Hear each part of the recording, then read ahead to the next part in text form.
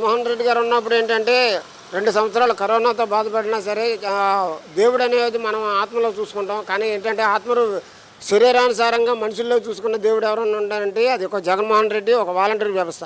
వాళ్ళు ఉండబట్టి ఇవాళ కరోనాను జయించగలిగాం. అదే చంద్రబాబు అయితే కరోనా నేను తరిమితో లేను, కరోనా నేను పారవేతిలో లేను, సాఫ్ట్వేర్ నేను తీసుకొచ్చాను, ఇవన్నీ వ్యవస్థను చెప్తాడు.